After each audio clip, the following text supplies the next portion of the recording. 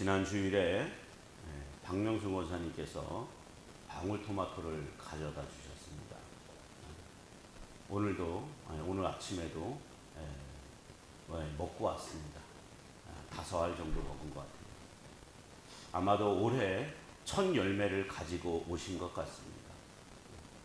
저는 그것이 저를 주신 것이 아니라 하나님 앞에 바친 것이라 생각을 합니다. 하나님이 주신 하나님의 것이라는 믿음을 가지고 저에게 가지고 온 것으로 믿고 있습니다. 이스라엘 백성들이 흠 없는 제물을 하나님께 바쳤던 것을 제사장이 처리했던 것과 같이 첫 열매를 하나님께 드린 것을 제가 받았다, 이렇게 생각을 합니다. 다른 분들도 마찬가지입니다. 크게 농사를 짓지는 않아도 작은 텃밭에서 일군 열매를 종종 가지고 오시는 경우가 많습니다. 겨울에 무도 가져다 오시고, 감자도 갖고 오시고, 옥수수도 가져다 주시고, 상추도 가져다 주시고, 여러 가지 많이 갖고 오십니다. 그 모든 것이 내 것이 아니라 하나님의 것이라 여기고, 첫 열매는 하나님께 드리는 그 믿음이 참으로 귀하고 하나님이 기뻐하실 모습입니다. 이스라엘이 가나안 땅에 들어가게 된 건 전적으로 하나님의 은혜였습니다. 그리고 그곳에서 결실을 맺고 열매를 먹게 된 것도 하나님의 은혜였습니다.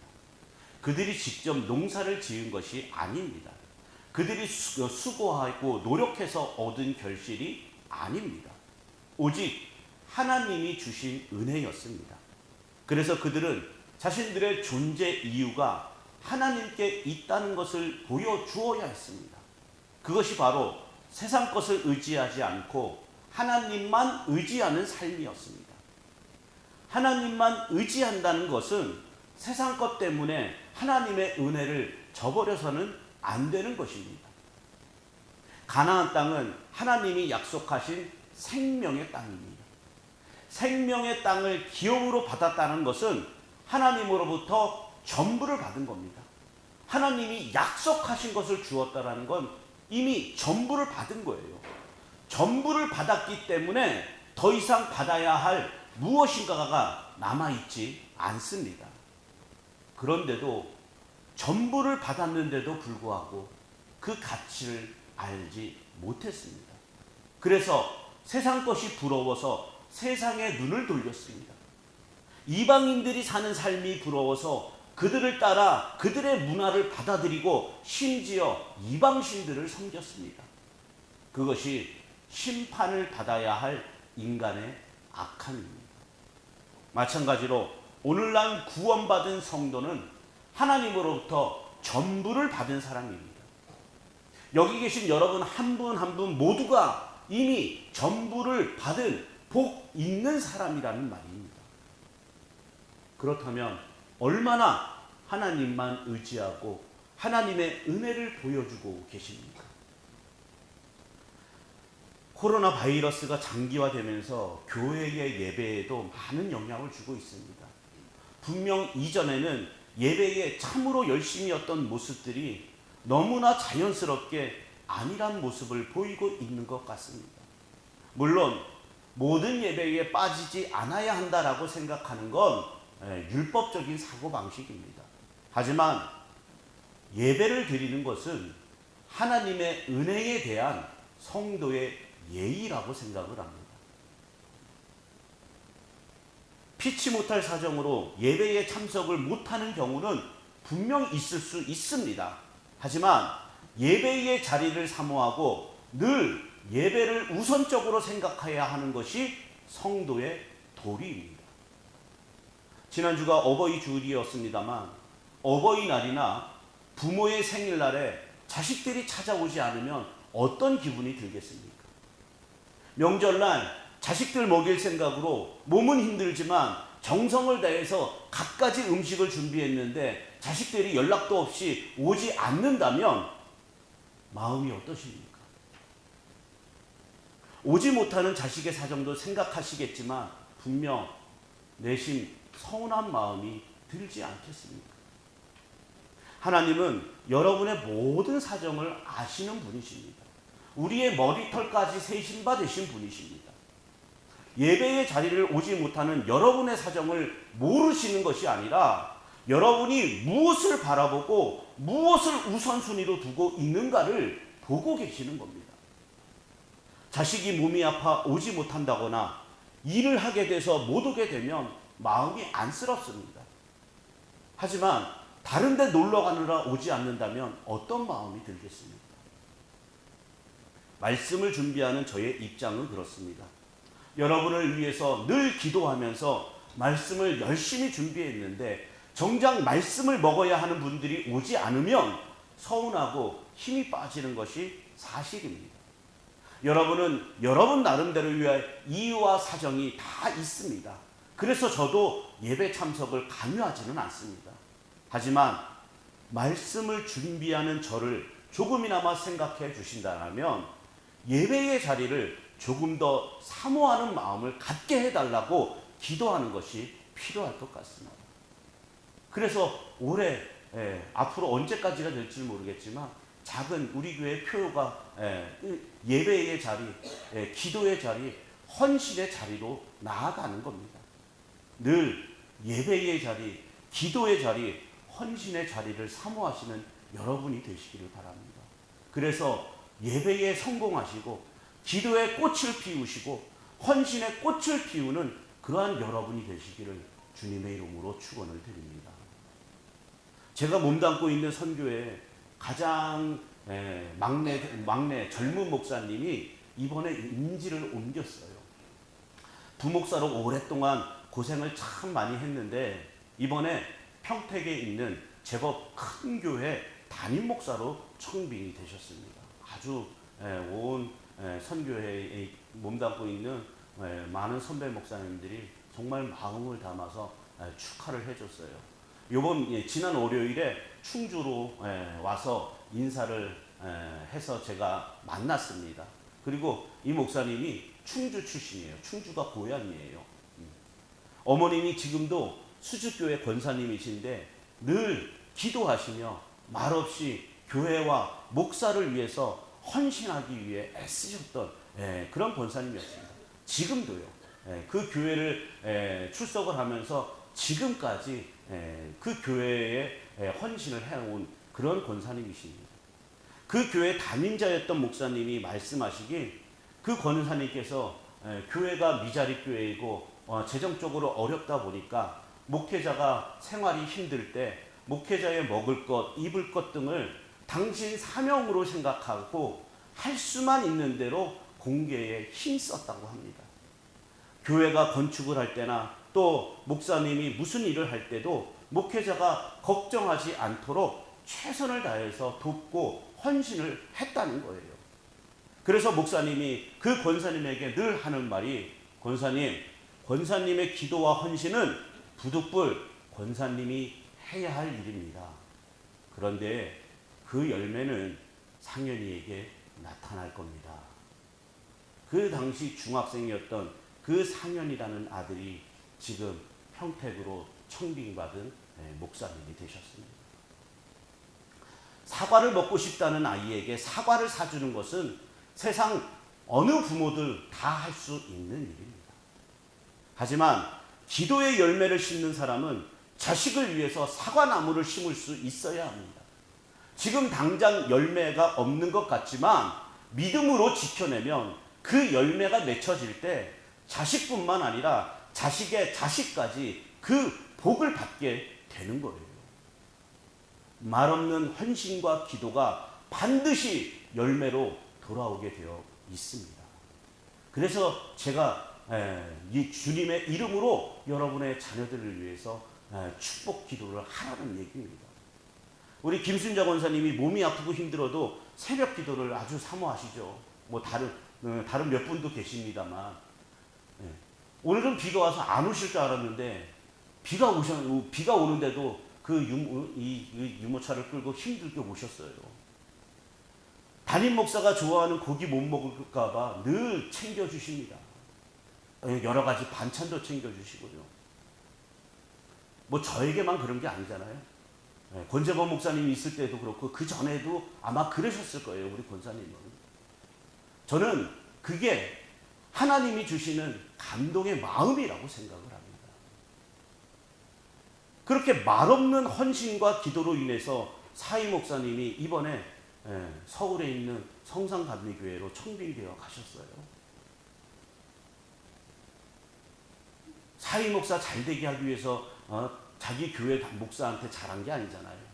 늘 말없이 지금까지 꾸준하게 교회를 위해서 목사님을 위해서 그렇게 기도하면서 헌신해 왔던 그 열매가 나타나는 겁니다. 그러니까 제가 이제 저에게 주신 이 기념품, 취임 예배 기념품을 하나 제자리에다 놓으셨길래 내가 봤더니 성산감리교회예요. 그래서 인터넷 검색을 했는데 서울 용산구 그 한복판에 제법 아주 큰 교회더라고요. 그래서 제가 너무너무 감사의 기도를 드렸던 것 같습니다. 왜 울어요, 권사님? 좋은 얘기하는데.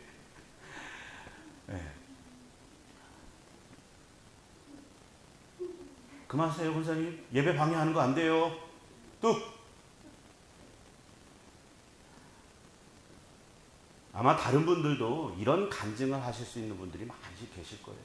그래서 특별히 자녀가 목회를 하는 그러한 부모는 특별히 더 신경을 써야 합니다. 내 자녀에게 뭐 해가 될까 이런 어떤 미신적인 사고가 아니라 생각을 해보세요. 자식이 목회를 하고 있는데 그 부모가 교회의 헌신에 등을 돌리고 목회자를 힘들게 하고 피곤하게 하면 그 자식의 그 목회가 잘 될 리가 있겠습니까? 그런 면에서 우리 김순자 권사님이나 손한수 권사님이나 우리 이영선 장로님 모두 너무너무 참 잘하고 계시는 거예요. 우리 교회 헌신의 아이콘 하면 이미자 장로님 아니겠습니까? 저보다도 여러분들이 많이 인정을 하실 거예요. 저는 올해 들어 2번이나 장로님의 헌신에 눈물을 흘렸습니다. 한 번은 연초에 여선교회 때문에 동분서주하는 모습을 봤고요. 그리고 이번에 또 봤습니다. 장로님께서 절대 말하지 말라고 저랑 통화해 본 적도 없어요. 집사람을 통해서 절대 말하지 말라고 하셔서 말을 할 수는 없습니다만 장로님의 헌신으로 인해서 저는 제가 믿는 하나님을 자식들한테 보여줄 수가 있었습니다. 세상 방식으로 살아가지 않고 하나님만 의지하는 모습이 어떤 것인지를, 그래서 아빠가 왜 목사로 사는 것이 부득불 해야 하는 일인지를 간증할 수가 있었습니다. 장로님의 헌신으로 어린 자녀들의 마음에 하나님을 알게 하는 큰 열매를 맺게 한 겁니다. 물론 사람이 한 일이 아니죠. 성령님께서 장로님의 마음을 움직이는 것이라는 걸 우리는 너무나도 잘 알고 있습니다. 그래서 성령이 함께하는 사람이라는 거예요. 그렇게 우리는요, 하나님으로부터 받은 은혜 때문에 부득불 살아가야 하는 사람들입니다. 주일 아침에 제 정신을 맑게 깨워주는 한 잔의 음료가 있습니다. 바로 최상도 권사님께서 직접 내려주시는 원두커피요. 그 신비한 마음이 있는 것 같아요. 그것이 기다려지고 그것이 도착했을 때 그 한 잔을 마시면 설교를 준비하다가도 정신이 확 맑아지는 그런 느낌, 기분이 들어요. 근데 제가 시켜서 권사님에게 그거 좀 해주십시오라고 시켜서 했으면 얼마나 짐이 되겠습니까? 그런데 목사를 생각하는 그 자발적인 마음, 그 은혜대로, 받은 은혜대로 담임 목사가 그 한 잔의 커피로 행복해하고 그 설교 준비에 활력이 된다고 하니까 한 주도 빼놓지 않으시고 매주 타다 주십니다. 그걸 우리 황순옥 권사님은 직접 또 배달도 해주시고 라이더가 되셔갖고 얼마나 감사합니까?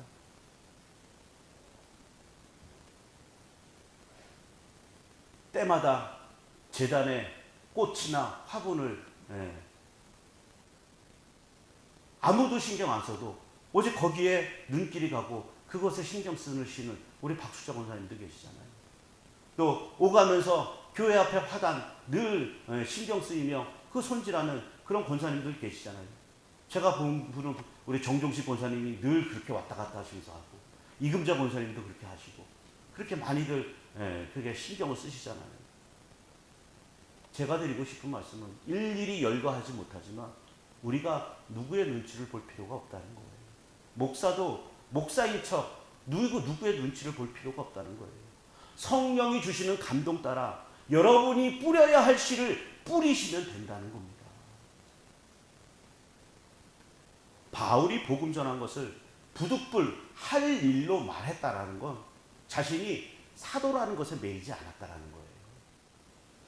만약 사도라는 것에 매였다면 교회가 원하는 대로 사도답게 보이고자 아마 애를 썼을 겁니다. 일도 하지 않았고 교회가 뭐 얼마를 줘준 간에 교회에서 공급되는 걸로 그냥 만족하며 살려고 했을 거예요. 사도답게 보임으로 사도로서의 대접을 받고자 했을 것이고 당연히 사도로서의 권리도 사용했을 겁니다. 하지만 부득불 할 일로 여긴 바울에게 사도로서의 권리나 대접은 아무 의미도 없는 쓸데없는 것이었습니다. 바울이요 17절과 18절에 보시면 내가 내 자의로 이것을 행하면 상을 얻으려니와 내가 자의로 아니한다 할지라도 나는 사명을 받았노라. 그런즉 내 상이 무엇이냐? 내가 복음을 전할 때에 값없이 전하고 복음으로 말미암아 내게 있는 권리를 다 쓰지 아니하는 이것이로다. 이렇게 말을 합니다. 바울은 자기의 상에 대해 말을 합니다. 바울에게도 받을 상이 있다는 거예요. 하나님이 바울에게 주시는 상이라면 오늘 우리도 받아야 할 상이 있다는 말이 되는 겁니다. 그 상이 무엇일까요? 여러분은 무슨 상을 받고 싶으십니까? 먼저 우리가 알아야 하는 건 하나님의 상은 일을 잘했거나 성과를 많이 낸 것에 대한 보상도 아니고 대가도 아닙니다. 이것이 우리가 기본적으로 알고 있어야 할 하나님이 주시는 상에 대한 의미입니다.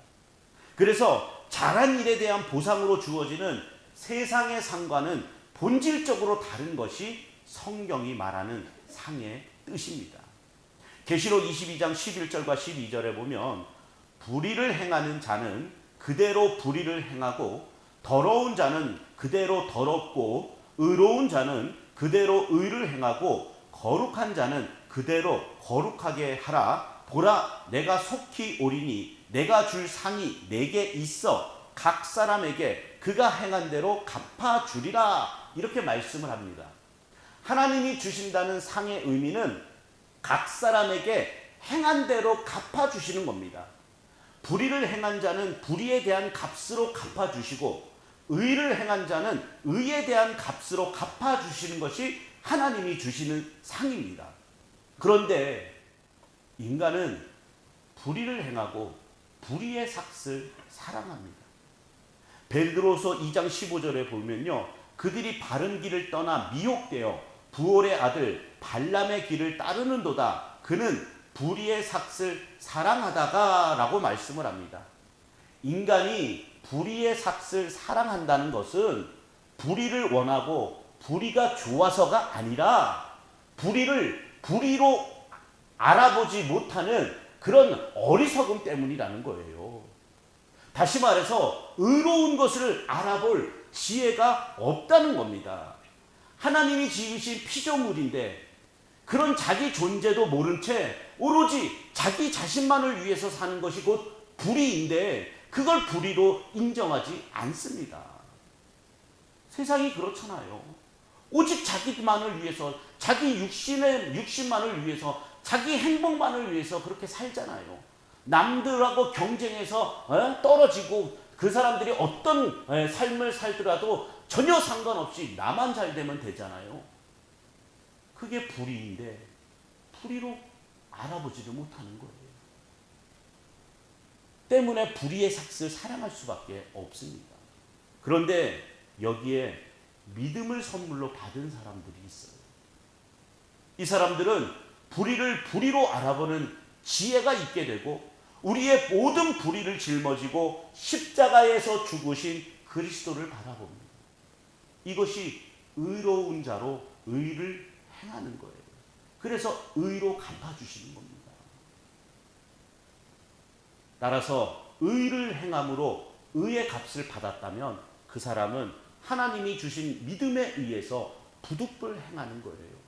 지금까지 말씀드렸던 성령의 감동으로 여러분들이 헌신하고 여러분들이 희생하는 모든 것이 바로 의의 값을 받은 그 은혜에 대해 부득불 행하는 것이 되는 겁니다. 그 열매가 믿음에 의해서 나타나는 거예요. 그러니까 내가 행했다고 자랑할 것이 있습니까?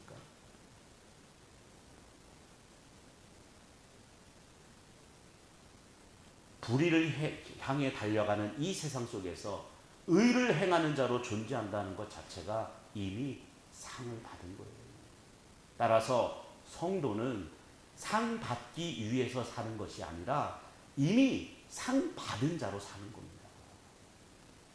지금까지의 상에 대한 내용을 참고해서 바울이 말하는 상에 대해서 생각을 해보세요. 바울이 내 상이 무엇이냐라고 말을 해요.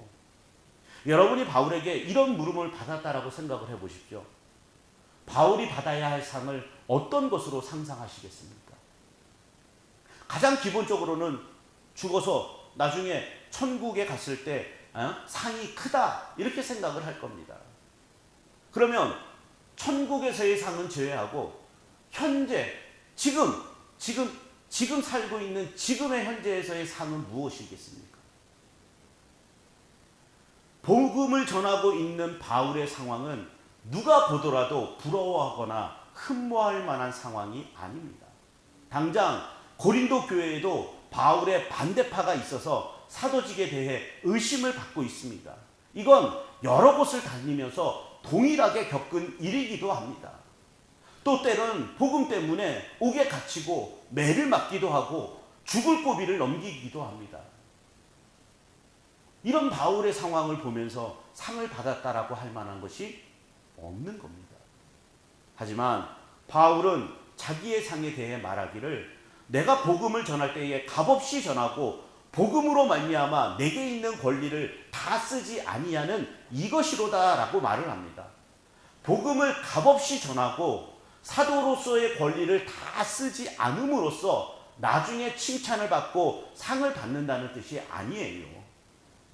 복음을 전하는 지금 값없이 전하게 되고 권리를 쓰지 않는 것 자체를 바울은 자기의 상으로 말하는 겁니다. 다시 말하지만 성경이 말하는 상의 개념에는 일을 많이 하거나 잘해서 거기에 대한 칭찬으로 받는 것이 없습니다. 그래서 전도를 많이 해서 받는 상이 존재하지 않고요. 선교를 열심히 해서 받는 상이라는 것도 없습니다. 교회를 부흥시켜서 받는 상도 없어요. 왜냐하면 우리가 상 받을 만한 일로 생각했던 어떤 일도 우리를 불의에서 건져내는 의가 되지 못하기 때문입니다. 바울이 복음을 전했어요. 예수를 알고 나서 하늘나라 가는 그 순간까지 오직 복음만을 위해서 살았습니다. 그것을 바울 자신이 하는 일로 생각했을까요? 자기가 한다라고 생각했을까요? 아마 그랬다면 부득불이라는 말을 하지 않았을 겁니다. 바울은 예수님이 자신을 복음의 도구로 사용하신다고 생각을 했어요. 그래서 복음을 전함으로 인해 어떤 결과에 대해서도 신경 쓰지를 않았습니다. 자기는 하나님께서 지혜를 주셔서 깨닫게 된 구원의 비밀 예수 그리스도만 전한 것뿐이지 그 예수 그리스도를 전하였을 때 어떤 결과가 나타날지에 대해서는 전혀 상관없이 신경을 쓰지 않았던 겁니다. 이게 바울의 자유예요. 자유는 오직 그리스도 외에는 그 무엇에도 매이지 않았다는 의미입니다. 심지어는 자기 자신에게도 매이지 않았습니다. 자기 자신에게 매이지 않았다라는 건 자기가 되고 싶은 것, 얻고 싶은 것 없었다는 뜻이에요. 오직 그리스도로 인한 구원이 전부였기 때문입니다. 즉 바울에게는 그리스도가 전부였고 그리스도가 최고의 상이었습니다. 그래서 세상 것을 의지하지 않았고 원하지도 않았던 겁니다. 이것이 바울로 하여금 값없이 복음을 전하고 사도의 권리를 쓰지 않게 한 겁니다. 교회에도 매이지 않았고 사도라는 직분에도 매이지 않았다는 겁니다. 이것이 바울의 상의 의미예요. 이 바울의 상을 이해하신다라면 바울의 상과 우리의 상이 동일하다라는 말도 아마 이해가 가실 겁니다. 상이 다를 수 없고 차별이 있을 수 없는 이유도 아실 겁니다.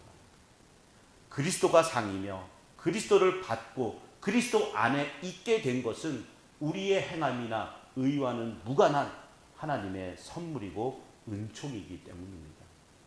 여러분이 하나님이 선물로 주신 믿음으로 인해 그리스도를 알았고 그리스도의 십자가에 대해 말한다면 그것이 여러분에게 주어진 상입니다.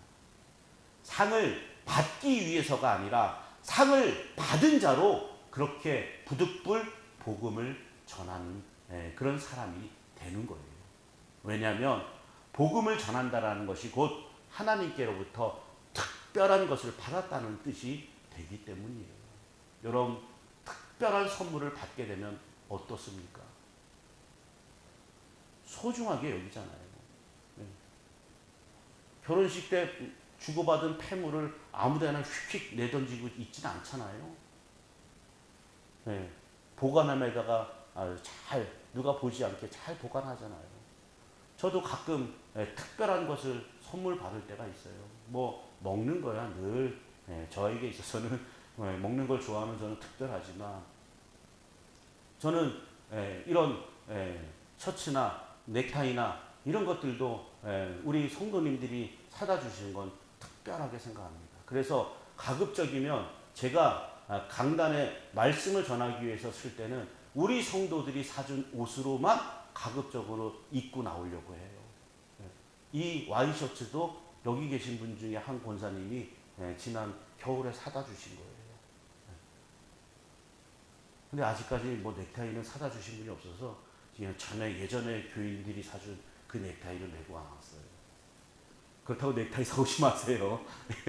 이러면 꼭 사오시는 분들이 있어요. 사오지 마시기 바랍니다. 특별한 선물, 그걸 말씀드리려고 하는 거예요. 불의를 사랑하고 불의를 행하는 세상 속에서 불의를 불의로 알아보고 참된 의를 소망하게 된 것이 하나님께로부터 받은 특별한 은혜라는 게 증거가 되는 겁니다. 따라서 우리에게 의가 되시는 그리스도를 믿게 된 그것이 곧 하나님의 참된 상입니다.